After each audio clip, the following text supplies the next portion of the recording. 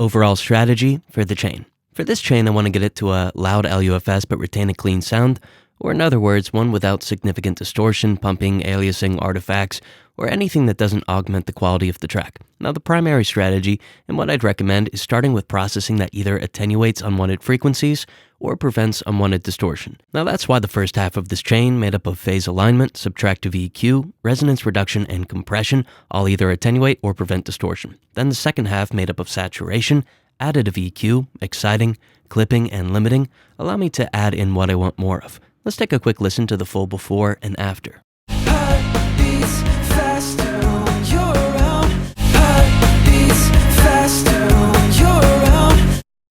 Start with phase alignment. Before I add processing, I like to ensure that the phase of the track isn't offset to either the positive or the negative value. If, for example, it's too oriented toward the positive side, some of my processors may misread the value of the peaks. As you can imagine, this could affect when compression starts, clipping, saturation, or anything in which a threshold comes into play. For this process, I import the track into iZotope RX and then select the phase module, then suggest. This will show me how offset the phase is, at which point I can export the now phase aligned track and import it back into my session. To illustrate this idea, let's take a look at two tracks being compressed, one with an offset phase and one with an inline phase, and notice how the compressor is attenuating more of the offset phase track.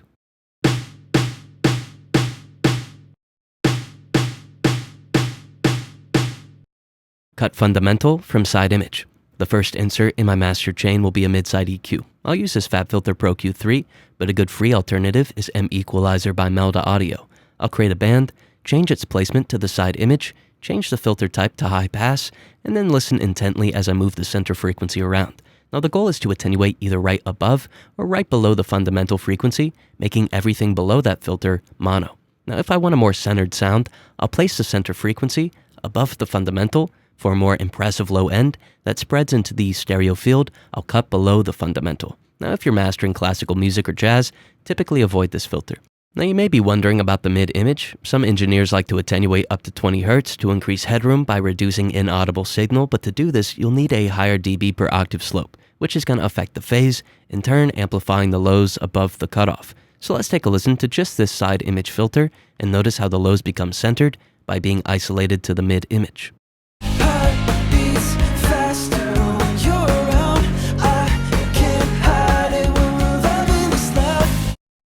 Finding problem frequencies with EQ.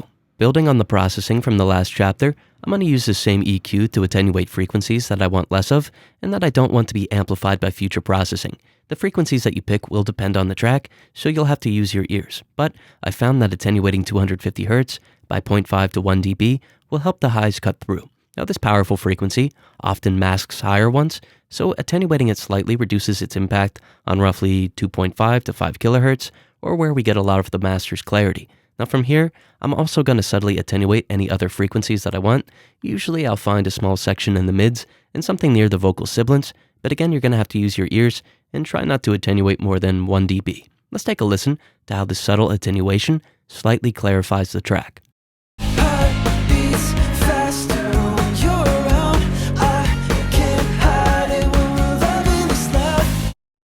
Dynamic resonance reduction. For this next step, I'm going to insert this Soothe 2 plugin. A less expensive alternative is Smooth Operator by Baby Audio or Track Spacer by Waves Factory, but I found that this one works best for mastering. It's an intelligent EQ that uses multiple compressors to attenuate the frequency spectrum. In the middle, we can emphasize frequencies into these compressors, in turn controlling how much a particular range is attenuated. Now personally, I like to start with this preset, Balanced to the Grammys, which separates the signal into mid and side and attenuates them separately. Then I'll listen closely and adjust the emphasis EQ until it sounds balanced. Just using the preset will put you on the right track, but it's better to tailor it to your specific mix. Let's take a listen and notice how although the attenuation is subtle, there's a noticeable difference in the clarity and the balance of the track.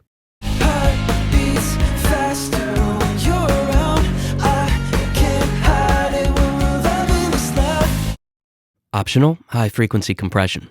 High-frequency compression often goes by the name de-essing, since this range of frequencies typically contains sibilants or S sounds from a vocal performance. I recommend this Weiss de-esser since it's really transparent, but a good free alternative is this T de-esser by Tekavation. Now whichever de-esser that you use, just be sure to use a split band setting and not a full band. I like to use the high shelf filter type, then go into the settings and set a slightly longer release and a quicker attack to capture the transient quickly and smooth it with the longer release. Then I'll use a little makeup gain. Now the highs will still be present, but more dynamically controlled and with a slightly smoother sound. Let's take a listen.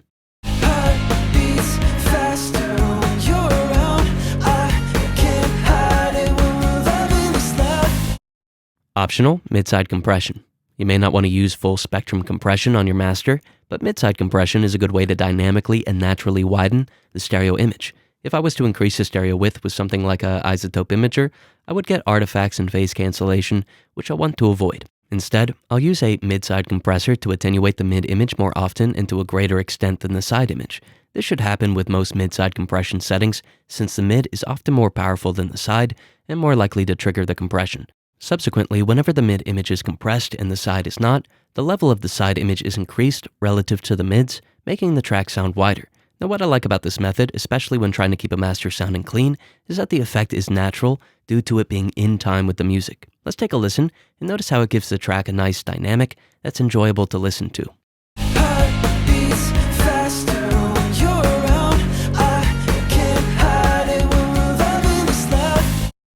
Saturation with aliasing in mind. Saturation is a great way to make a master sound full, and if used thoughtfully, we can avoid unwanted artifacts. I'll use the Saturn II Saturator, but a good free alternative is GSat Plus by TB Pro Audio. Now with it, I'll introduce frequency-specific saturation.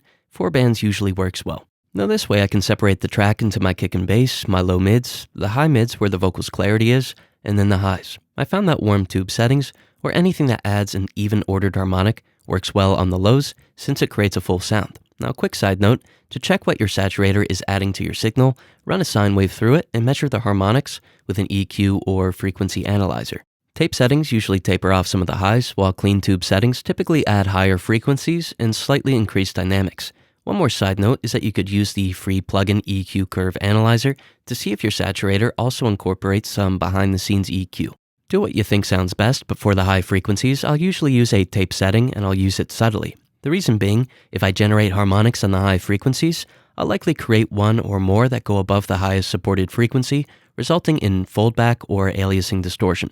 To be sure that I minimize the presence of this aliasing distortion, which has an unpleasant sound, I'll also introduce oversampling, which raises the highest supported frequency and uses a low-pass filter to attenuate any harmonics, folding back down the frequency spectrum. Let's take a listen to how saturation fills the spectrum and notice how tailoring saturation types to specific frequency ranges helps shape the sound.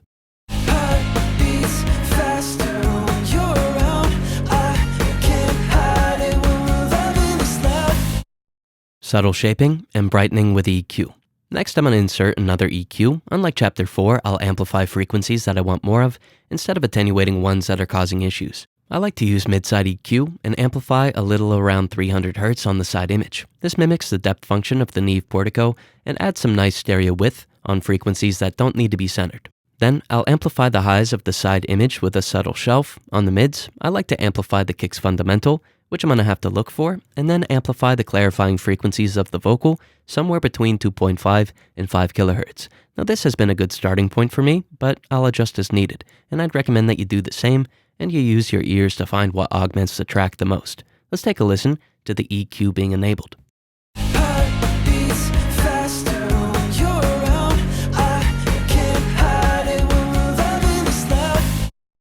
Exciter within Plugin Wrapper. Personally, I really like this Fresh Air plugin by Slate Digital. It's a free air EQ and exciter, meaning it amplifies the highest frequencies like an EQ, and it also introduces harmonics to the high frequencies, causing a bright and detailed sound. Now, as we discussed in Chapter 8, adding harmonics to high frequencies can be problematic due to aliasing distortion. Additionally, you'll notice that this plugin doesn't offer oversampling to lessen the effect of aliasing. So I like to use this Meta plugin by DDMF to insert the plugin and then include oversampling via the plugin wrapper. Then I'll very subtly amplify the high frequencies. Let's take a listen and notice how the highs become brighter, more detailed, and how we don't have any unwanted artifacts.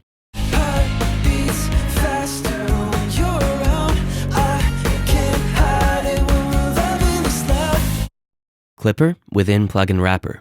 Although counterintuitive, a clipper will help a master sound cleaner in the long run. Whenever a transient crosses the threshold, usually either the kick or the snare, the clipper both attenuates the peak and adds some white noise. Although this is technically added distortion, the white noise makes the attenuated transient sound brighter. I'll use the Saturate plugin by Newfangled Audio to introduce hard clipping, but a great free alternative is FreeClip by Ven Audio. Now, as you could imagine, adding these high frequencies could cause aliasing, so I like to add this one to the same plugin wrapper that I used in the last chapter and route it after the exciter. Let's take a listen and notice that although we're adding white noise, the track's transients still sound present.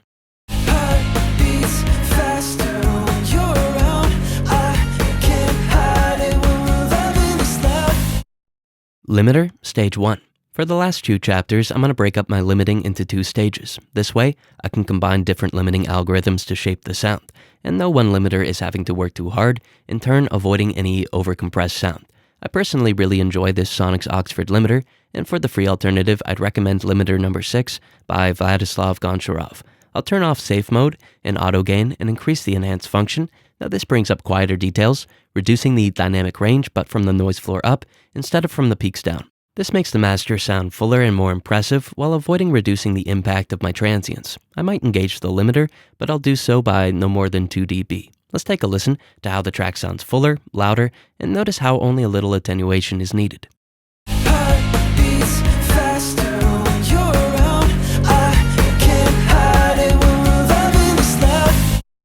Limiter, Stage 2.